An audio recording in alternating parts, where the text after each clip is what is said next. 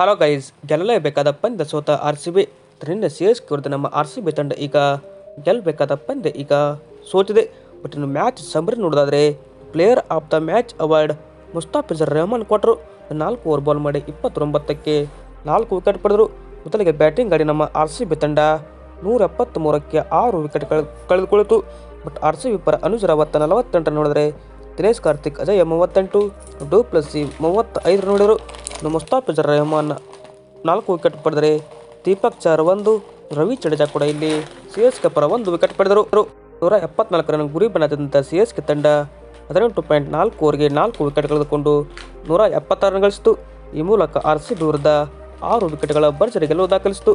ಇನ್ನು ಸಿ.ಎಸ್.ಕೆ ಪರ ರಚಿನ್ ರವೀಂದ್ರ 37 ರನ್ ನೋಡಿದರೆ ಶಿವಮ್ ದುಬೆ, ಅಜಯ್ 34, ಅಜಿಂಕ್ಯ ರಹಾನೆ 27 ರನ್ ನೋಡಿದರು.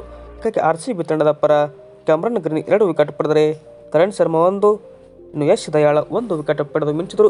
ಹೀಗಾಗಿ ಆರ್.ಸಿ.ಬಿ ತಂಡ ಈಗ 173 ಡಿಪೆಂಡ್ ಮಾಡಿಕೊಳ್ಳಬಹುದಿತ್ತು. ಹೀಗಾಗಿ ಆರ್.ಸಿ.ಬಿ ತಂಡಕ್ಕೆ ಇದೀಗ ಮತ್ತೊಮ್ಮೆ ಬಾಲಿಂಗ್ ಈಗ ಕೈ ಕೊಟ್ಟದಂತ ಹೇಳ್ಬೋದು.